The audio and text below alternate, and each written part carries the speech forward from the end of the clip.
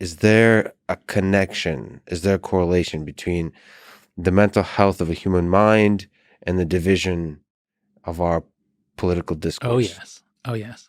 So our brains are structured to be really good at approach and avoid. So we have circuits. The front left circuit is an oversimplification, but there's some truth to it. There's what's called the behavioral activation system, front left cortex. It's all about approach, opportunity, kid in a candy store. And then the front right cortex has circuits specialized for withdrawal, fear, threat. And of course, students, I'm a college professor, and most of us think about our college days like, yeah, we were anxious at times, but it was fun. And it was like, I can take all these courses, I can do all these clubs, all these people.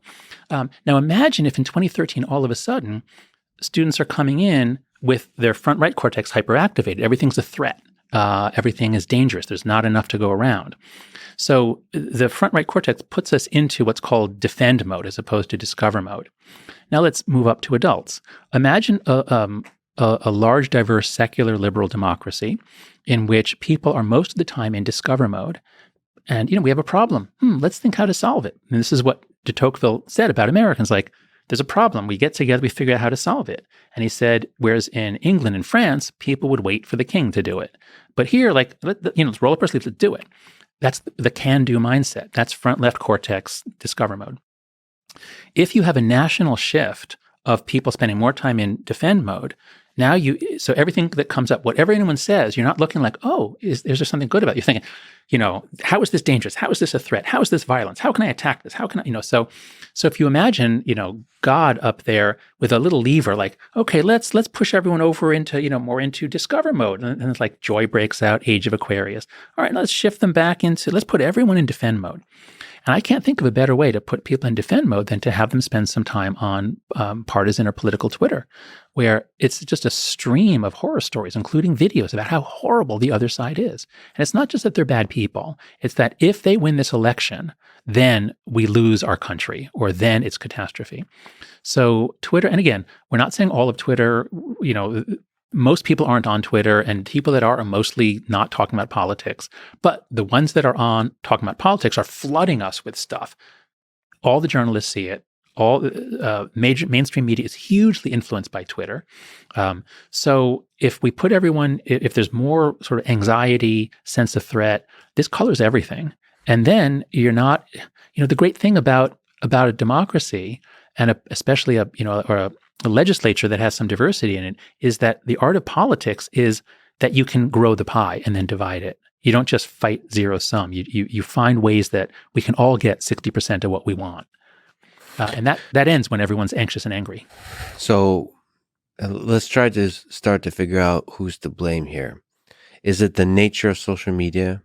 Is it the decision of the people at the heads of social media companies that they're making in the detailed engineering designs of the algorithm? Is it the users of social media that drive narratives, like you mentioned, journalists that want to maximize drama in order to drive clicks to their off-site articles? Is it just human nature that loves drama, can't look away from an accident when you're driving by it? Is there something to be said about the reason I ask these questions is to see, can we start to figure out what the solution would be to alleviate, to de-escalate the not division? yet. We have to understand, as we did on the teen mental health thing. Yeah. Okay, now let's lay out what is the problem, what's messing up our country, and then we can talk about solutions. So it's all the things you said, interacting in an interesting way. So human nature is tribal. We evolved for intergroup conflict. We love war. The first time my buddies and I played paintball, I was 29. And we were divided into teams with strangers to shoot guns at each other and kill each other. And we all, afterwards, it was like, oh my God, that was incredible. Like, it really felt like we'd opened a room in our hearts that had never been opened. But as men, testosterone changes our brains and our bodies and activates the war stuff. Like, we've got war stuff. And that's why boys like certain team sports. It's play war. So that's who we are. It doesn't mean we're always tribal. It doesn't mean we're always wanting to fight. We're also really good at making peace and cooperation and finding deals. We're good at trade and exchange. So, you want your country you want a society that has room for conflict, ideally over sports. Like, that's great. It's not just harmless, it's actually good. But otherwise, you want cooperation to generally prevail in the society. That's how you create prosperity and peace. And if you're going to have a diverse democracy, you really better focus on cooperation, not on tribalism and division. And there's a wonderful book by Yascha Mounk called The Great Experiment that talks about the difficulty of diversity in democracy and what we need to do to get this right and to get the benefits of diversity. So that's human nature. Now let's imagine that the technological environment makes it really easy for us to cooperate. Let's give everyone telephones and the postal service. Let's give them email. Like, wow, we can do all these things together with people far away. It's amazing. Now, instead of that, let's give them a technology that encourages them to fight. So early Facebook and Twitter were generally lovely places. People old enough to remember, like, they were fun. There's a lot of humor. You didn't feel like you're going to get your head blown off no matter what you said. 2007, 2008, 2009, it was still fun. These were nice places mostly. And like almost all the platforms start off as nice places. And this is the key thing in the article, in the Atlantic article on Babel, on After Babel. The Atlantic article, by the way, is why the past 10 years of American life have been uniquely stupid. Yeah. My title in the magazine was After Babel, Adapting to a World We Can No Longer Share. That's what I proposed. But they A/B tested what's the title that gets the most clicks, and it was why the past 10 years have been uniquely stupid. Babel, the Tower of Babel is a driving metaphor in the piece. So what first of all, what is it? What's the Tower of Babel? What's Babel? Yeah. What are we talking about? So the Tower of Babel is a story early in Genesis where the descendants of Noah are spreading out and repopulating the world.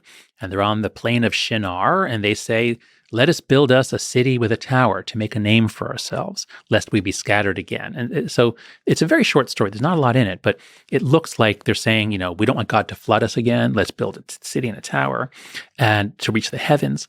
And God is offended by the hubris of these people, acting again like gods. And he says, here's the key line. He says, let us go down and confuse their language so that they may not understand one another.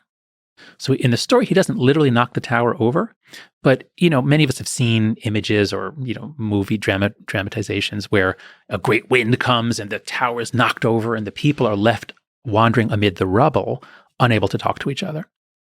So I've been trying to say, what the hell happened to our society? Beginning in 2014, what the hell is happening to universities? And then it spread out from universities. It hit journalism, the arts, and now it's all over companies. What the hell happened to us? And it wasn't until I reread the Babel story a couple of years ago that I thought, whoa, this is it. This is the metaphor. Because, I'd been thinking about tribalism and left-right battles and war, and that's easy to think about.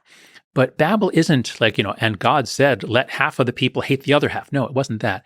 It's God said, let us confuse their language, that none of them can understand each other ever again, or at least for a while. So it's a story about fragmentation. And that's what's unique about our time. So Meta or Facebook wrote a rebuttal to my article. They disputed what I said. And one of their arguments was, polarization goes back way before social media, and it was happening in the 90s, and they're right, it does. And I did say that, but I should have said it more clearly with more examples. But here's the new thing: even though left and right were beginning to hate each other more, we weren't afraid of the person next to us. We weren't afraid of each other. Cable TV, Fox News, whatever you want to point to about increasing polarization, it didn't make me afraid of my students. And that was new in around 2014, 2015. We started getting articles. I'm a liberal professor and my liberal students frighten me. It was in Vox in 2015. And that was after Greg and I had turned in the draft of our first draft of our Coddling article. And surveys show over and over again, students are not as afraid of their professors. They're actually afraid of other students. Most students are lovely. It's not like the whole generation has lost their minds. What happens is a small number are adept at using social media to destroy anyone that they think they can get credit for destroying. And the bizarre thing is it's rarely about what ideas you express. It's usually about a word, like he used this word, or this, this was insensitive, or, I can link this word to that word. So they don't really engage with ideas and arguments. It's a real sort of gotcha, prosecute, almost more like it's like a witch trial mindset. So the unique thing here is there's something about social media in those years that a small number of people can sort of be catalysts for this division. They can start the viral wave that leads to a division that's different than the kind of division we saw before. It's a little different than a viral wave. Once you get some people who can use social media to intimidate, you get a sudden phase shift. You get a big change in the dynamics of groups. And that's the heart of the article. This isn't just another article about how social media is polarizing us and destroying democracy. The heart of the article is an analysis of what makes groups smart and what makes them stupid. And so because, as we said earlier, my own research is on post hoc reasoning, post hoc justification, rationalization. The only cure for that is other people who don't share your biases. And so if you have an academic debate, as like the one I'm having with these other researchers over social media, I write something, they write something, I have to take account of their arguments and they have to take account of mine.